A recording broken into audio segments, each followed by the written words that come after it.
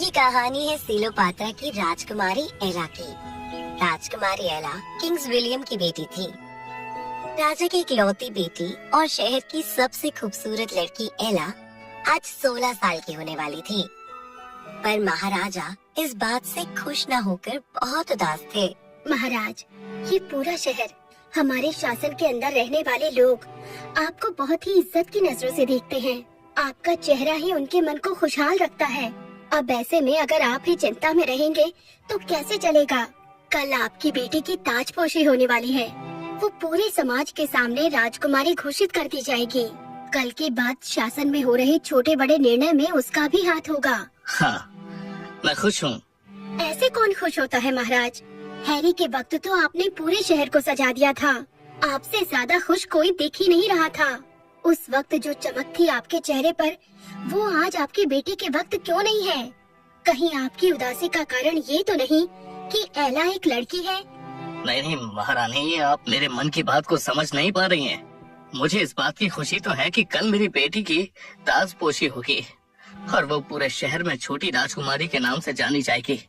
पर आज रात के ठीक 12 बजे वो 16 साल की हो जाएगी और उसके ऊपर वही श्राप लग जाएगा जो हमारे वंश की राजकुमारियों को मिला था।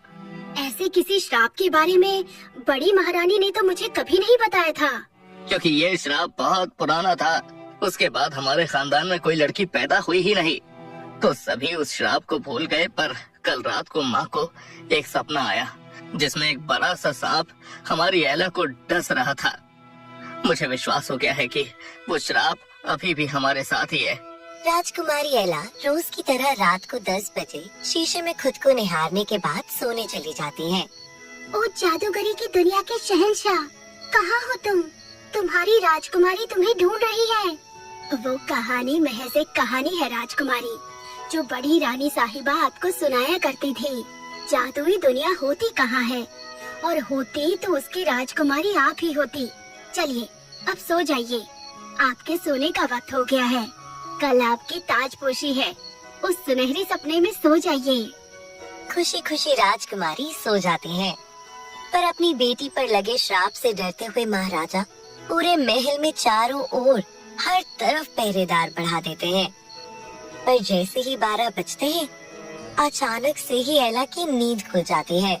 अभी तो 12 ही बजे हैं, अभी मैं और सो सकती हूँ।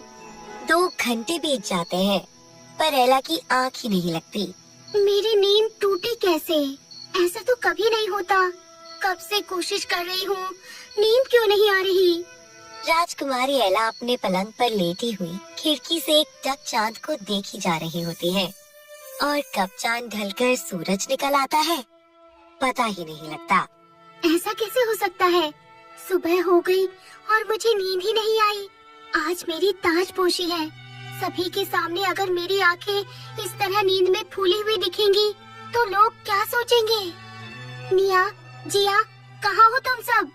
ये देखो क्या हो गया मेरी आंखों को। ओह माय गॉड राजकुमारी, ये क्या हुआ? आपकी आंखें तो सूज गई हैं, वो भी आज के दिन।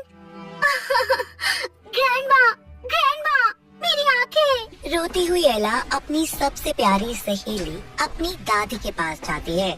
इतनी सी बात पर राजकुमारियाँ नहीं रोती एला। मैं नार्निया की राजकुमारी थी, तुमसे भी भोली। फिर एक बार ऐसी इमरजेंसी आई कि 16 साल की उम्र में मुझे सीधा मेरे पिताजी की गद्दी पर बैठा दिया गया और मुझे उसे संभालना ही पड़ा। फिर तुम्हारी प्रॉब्लम बहुत छोटी है। तुम मेकअप से अपनी पूरी आँखों की सूजन को छुपा सकती हो।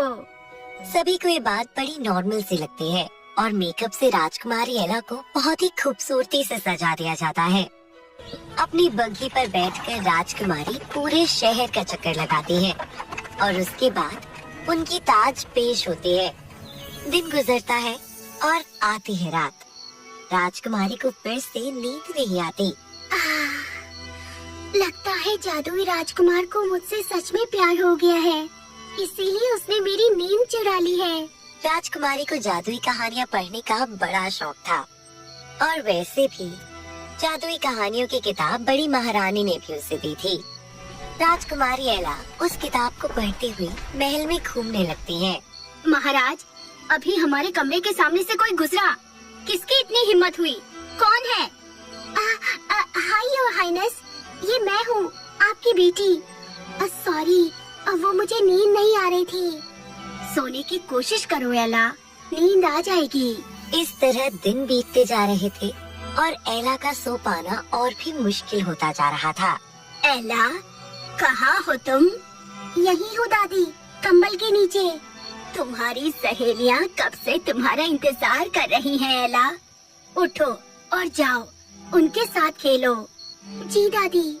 नींद ना पूरी होने के कारण एला बहुत थका हुआ महसूस कर रही थी। वो अपनी सहेलियों के साथ खेलने तो जाती थी, पर पेड़ के नीचे बैठकर किताब पढ़ने लगती थी। तुम तो घुड़सवारी में कितनी माहिर थी। आजकल क्या हो गया है तुम्हें एला? जब से तुम्हारी ताजपोशी हुई है, तुम तो बिल्कुल बदल गई हो। बिल्कुल सही कह रही है ग्रेस। एला, ताजपोशी होने के बाद हमारी जिम्मेदारियाँ बढ़ जाती हैं। हम छोटी राजकुमारियाँ हैं। इस तरह पेड़ के नीचे बैठना हमें शोभा नहीं देता। चलो उठो और अपनी कमान संभालो। तुम नहीं समझोगी। तभी वहाँ पर हैरी आता है। बताइए छोटी राजकुमारी, आपको क्या लगता है राज्य में एक यूनिवर्सिटी की जरूरत है या नहीं? यूनिवर्सिटी भैया? 2 दिन पहले ही मैंने आपको अपने सिपाही से एक नक्शा भिजवाया था और लोगों की फरमाइशें भी। क्या आपने उसे नहीं पढ़ा? कैसे पढ़ती प्रिंस? आजकल एला को जादुई किताब पढ़ने से फुर्सत मिले तब ना। मुझे तो लगता है इस राज्य को मुझ जैसी जिम्मेदार प्रिंसेस की जरूरत है, क्योंकि आप जैसा प्रिंस तो यहाँ पहले से है। छोटी राजकुमारी को इस तरह कामों को अवॉइड करना शोभा नहीं देता प्रिंसेस एला। मैं किंग से आपकी शिकायत करूँगा। बाकियों की तरह ही हैरी भी अपनी बहन की तकलीफ को नहीं समझता और किंग विलियम से उसकी शिकायत कर देता है। क्या हो गया है इस लड़की को? रात को महल में यहाँ वहाँ घूमती रहती है और दिन भर जंगलों में बैठी रहती है। मेरी बेटी तो ऐसे नहीं थी। राजकुमारी बनने की सारी ट्रेनिंग दी थी मैंने उसे। इसमें गलती हमारी एला की नहीं है महारानी। उसके साथ श्राप चल रहा है। श्राप रात को नींद ना पूरी होने का। राजकुमार, पूरे शहर में ऐलान करवा दीजिए, जो राजकुमारी को सुला देगा मैं अपने राज का एक हिस्सा उसके नाम कर दूंगा।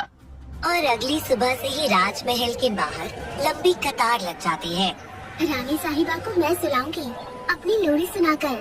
चल चल, कभी देखा है क्या राजमहल अंदर से कैसा होता है? तू सुनाएगी लोरी राजकुमारी को।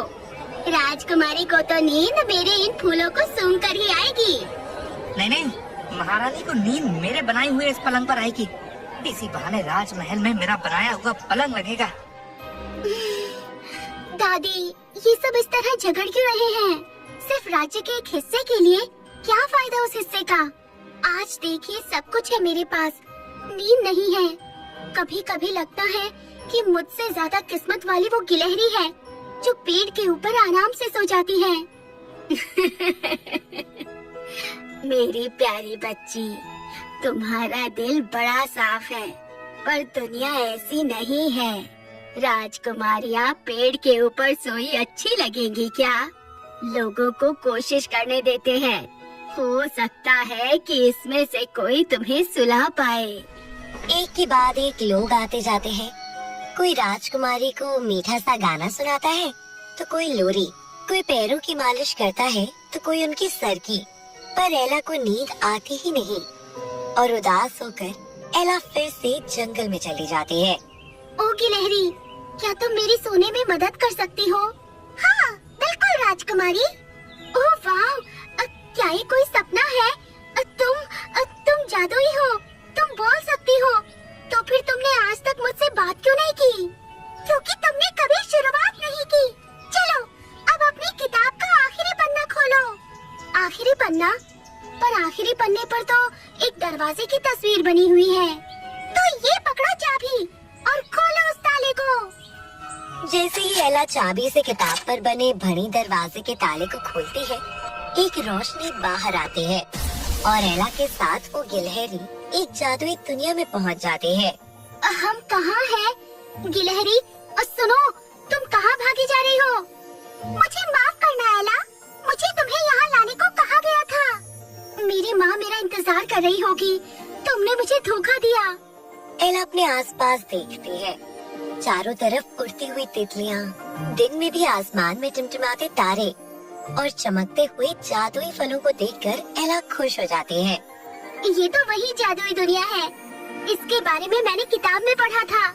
मतलब जादुई दुनिया सच में होती है। मैंने कितनी बार माँ को बताया, पर माँ मेरी बात मानती ही नहीं थी। मैं यही रहूंगी और अब कभी वापस नहीं जाऊंगी। एला कभी यहाँ वहाँ भागती थी तो कभी पेड़ से फल तोड़ती। अरे मुझे गुदगुदाना छोड़ो लड़की, मुझे खुजली होती है। तुम भी बात करते हो? हेलो जादुई पेड़, मेरा नाम एला है। हाँ? एला, तो तुम ही हो वो शापित राजकुमारी। मुझसे दूर हट जाओ यहाँ से, वरना तुम्हारे कारण मुझे श्राप लग जाएगा। कैसा श्राप? कहानी तुम्हारे पर दादा की है, जो एक बार जंगल के रास्ते जा रहे थे। रात के ठीक 2 बजे जादूगरनी मारिया पूरे 100 सालों के बाद अपनी बच्ची को सुला रही थी।